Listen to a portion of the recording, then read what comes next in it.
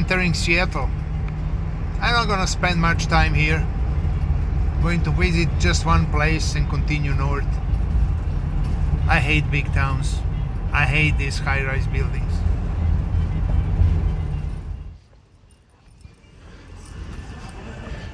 Northwest Seattle, breweries and electric bikes.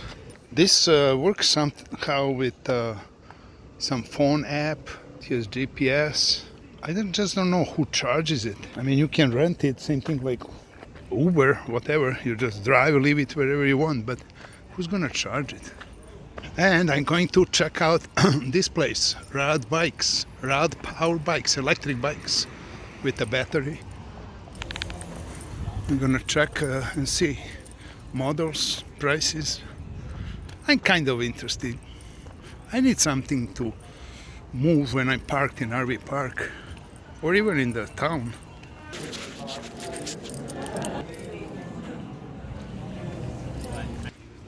So I did a little test drive on a Mini that's foldable. Can't use for storage. I'm gonna go now, continue the trip, and when I come back from Vancouver, I'm gonna stop here again to decide in between.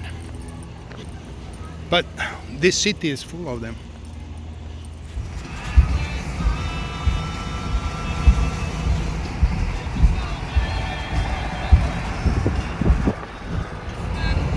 Continue on I-5 North for 2 miles. Made it to Tulalip Casino. There's a bunch of RVs here. There's a casino and hotel, and they let you stay 2-3 nights. Look at that dog. People take picnic tables out, chairs. They behave like it's camping. There's a big hotel, big parking lot, this RV parking lot. They let you stay 3 days, and they want you to have a player's card, and they check the activity on the floor. So first I have to go and get the player's card. So that's the hotel resort.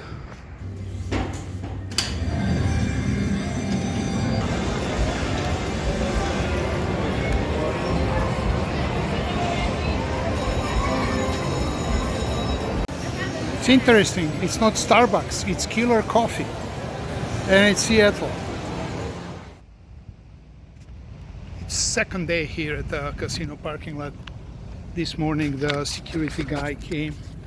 I had only to show him the player's card, didn't even ask for a driver license or something, but he got the plates number and gave me 3 days. After 3 days, he said if you want you can call and you can extend this. So far, so good.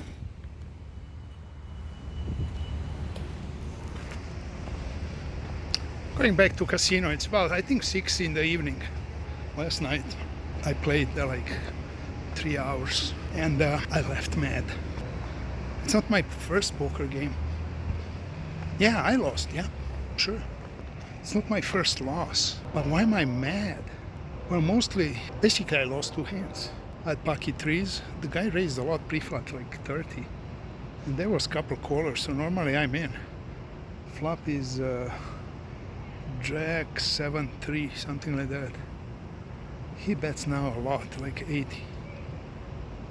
And I go all in.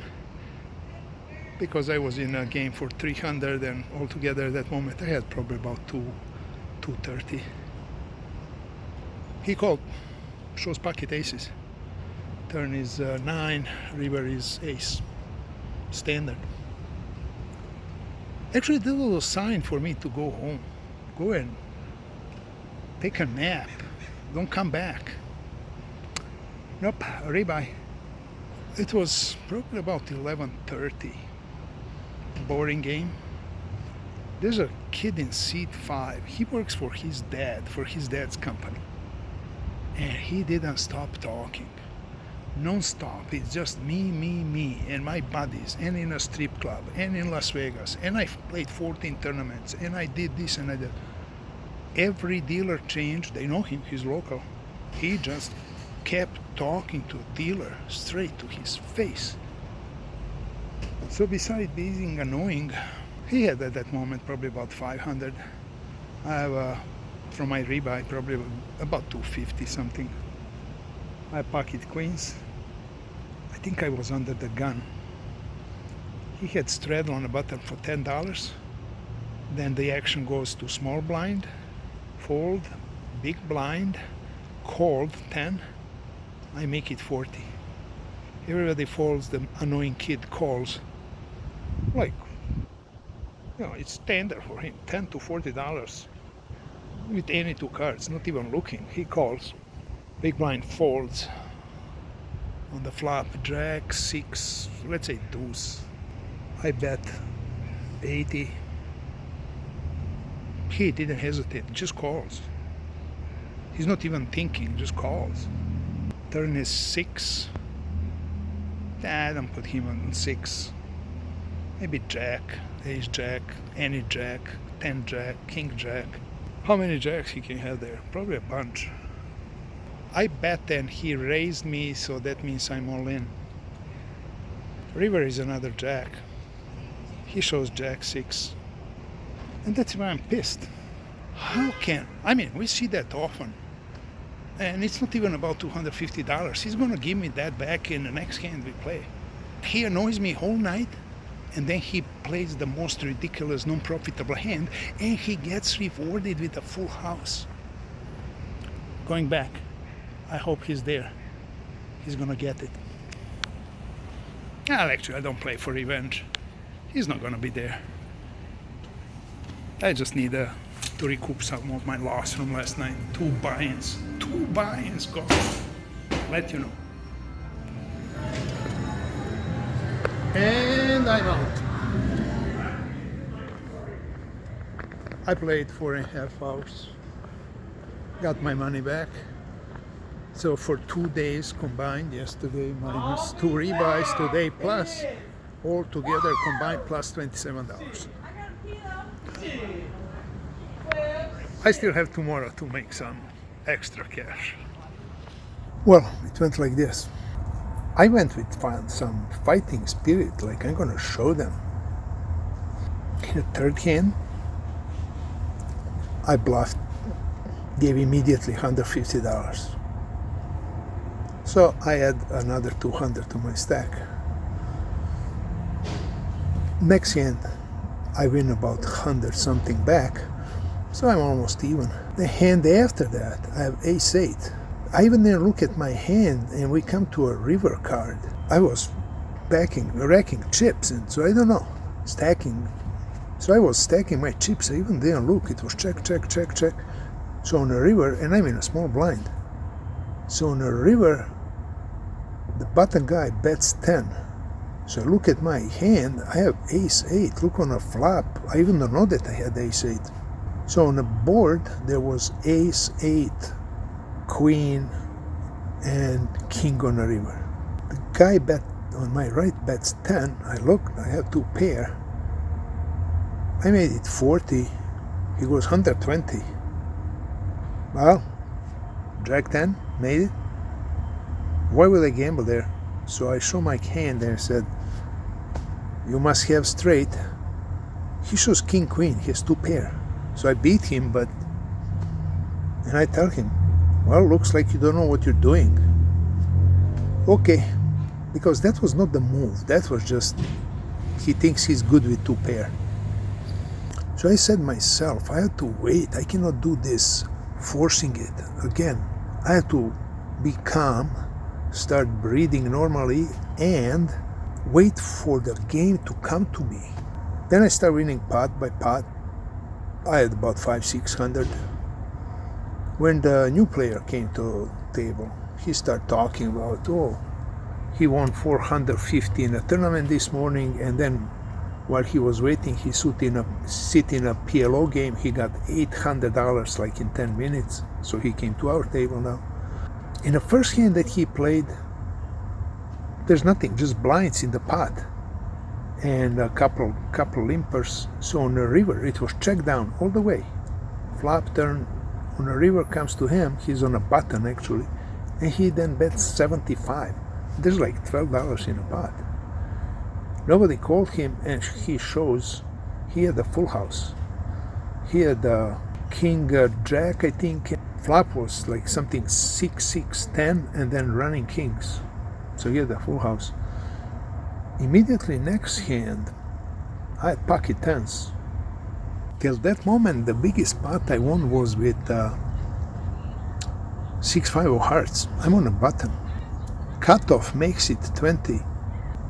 I called another two guys. 4 of us see the flop. Flop was jack of hearts, 10-7 black cards.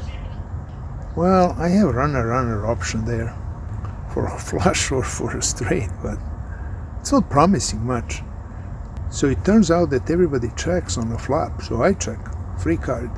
Turn is 4 of hearts, so now I have a open-ended straight draw and the flush draw. They check again to me, and I said maybe I can steal this. I bet 100, which is more than a pot. It's an even good gamble to build a pot. I get the call from the tight guy who just a couple of hands before that folded trip nice, and he showed it. On a turn he folded just because there were diamonds on the board. River is queen of clubs. I have nothing, cannot win. He checks. I have 200 in front of me. Going all in may be too obvious, so I decided bet only 100, which is kind of saving me 100. If he is gonna call, he's gonna call 100 or 200. So I bet 100. He folds. I went there like $180, and that was my biggest pot so far. I have pocket tens. I make it 15 pre-flop. I get 3 callers, including the $75 guy. So I flop a set. Now how to get paid? I'm first to act, so I check. He checks. Turn is deuce. Nothing changed. I have to let them bet. I check. They check. River is 4, but I still have to let him bet. So I check. He bets his standard 75. That is all over the pot size. I just push 2 incomplete stacks. Turns out it's 180. He calls. He shows 4, 1 card. I show tens. I win the pot. He changes the seat next to me in seat 5 that just got open. The guy who left, he had like about 1,000, so he moved there like, oh, that's good seat. And we play one more hand. There was $10 raise before me, and I have a king queen. I called. Flop is king 10-7, all 3 hearts. We all check. Turn is 4 of hearts. The $75 guy in front of me bets 40. Okay, so now there's a 4-card flush on the board, and if he has it, why is he betting? If he has an ace, would he bet? If he has small one, he should be afraid that somebody has bigger one. I don't see that the bet is there appropriate. I have a just top pair, no hearts, but I call. River is queen of diamonds. Now I have 2 pair. He bets 60. That now makes no sense. There's no his 75, which looks like it's his number when he has something good. He bets 60 to accomplish what? If he has nut flush, he should bet more. If he has weak flush, he should be scared. I just didn't buy it from the flop. Checking the flop and betting the turn and river kind of looks okay, but 40 and 60. So I call. He shows jack deuce of spades. I pick up the pot. He started commenting something about calling with 2 pair. Whatever, buddy, I said. You're trying too hard. You have, I said, to let it go and let the game come to you. I kept winning. Got my money from last night back. Altogether even. So there's still tomorrow, Sunday. I play a little more. We'll see. Going back to poker room. After playing a tournament, if you play 2 hours cash game and you show your receipt, you get $20 off for your next tournament buying. So I'm going to get that.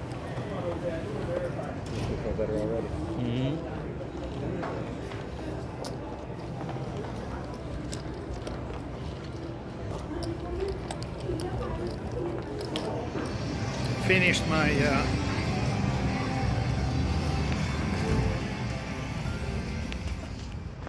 finished this cash game. Played over 2 hours just to get that $20 for next poker tournament that I may play on my way back.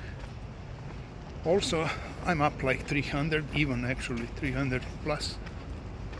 So to summarize this 3 days here, Friday lost 600 in some unlucky events. Yesterday made back those 600. Today made 350 in tournament plus 300 now, so I'm up 600 for 3 days. That's an average of 200 per day, which would be good, really. If it can be guaranteed, that's like 5,000-6,000 a month in 1-3 game. So I'm satisfied. It's Monday morning, Labor Day, ready to leave the casino parking lot and continue north. But I just remembered, I had to tell you something from last night. It's nothing tricky, nothing fancy. When I finished playing the tournament, it was 4 o'clock. So I'm going, they gave me chips, and I'm going to cashier's window to cash them. And I passed the 1-3 table. There's a guy at the table in seat 1 who has at least 1,500 in front of him. I look, big stack, everybody else has like 80 or 150. Nothing, I cash my chips, I go back, I had dinner and come back for the cash game. It was 7:15 when I got a seat at that same table, and that same guy is still in a seat 1. So 3 hours later, he's still in the game. He has 1,800 in front of him. Why is he still in a game? It's not for sure for money. So it's a weekend, came to have fun and spend all day in the poker room. I hate playing longer. Anything longer than 2 hours, it kills me. Well, what I wanted to say about him is what I often see. People get some good hands, get some big pots for whatever reason, they build a stack and then they lose it all and then they have rebuy. From the moment when I sat down, this guy starts losing. He's following absolutely almost like everything, rarely folds. When he's opening, it's 25 or 35, and his stack went down to 900, like he lost half of his chips. He lost to a guy on my left, like probably about 300, 400, I don't know. It was, there was a flush on a river, and he had a straight, he had a Broadway, and he even said, oh, I didn't see the flush. So from 1800, he came down in like hour and a half, down to 900, and then he went back one pot, so he had about 1100. And I had a hand with him. I was in a big blind. I have Jack 8 of hearts, and when it came to him, he goes 25. That's like he's some standard bet. Nobody called. So it comes to me, I don't want to play heads up with Jack 8. I'm in for $3. I don't care. I fold that easy. I fold that shit all the time. I don't play suited Jack 8. That's the... Hey, if you want to do yourself a favor, fold Jack 8 suited every time you get it. Something happened at that moment and I said, let me check him out. Why is it 25? It's 1-3. There's only blinds there. Like there's only $4 in a pot. Maybe one limper before he raised. So like $7 in a pot. So I called. Flop is 3 hearts. So I have a flush. I'm not sure is it good or by the river is it gonna be good. So I check. He bets. I call. On a turn, he bets 50. Make it like 170. He calls. On a river, I bet 100. He goes, oh, you must have hearts. I didn't say anything. And he called. I show hearts. He goes, oh, I knew you have hearts. Alrighty. So that is what I'm saying. How they build a stack, and probably the same way they build it, that's the same way they lose it. Playing maybe too loose and hanging around too long. With 1800, I'm out of that place. With 1100, I am out. With 500 plus, I'm out of that place long ago. So my free advice to you, if you're up, leave. You're not gonna double up that 1800. From that moment, it's just downhill. So leave.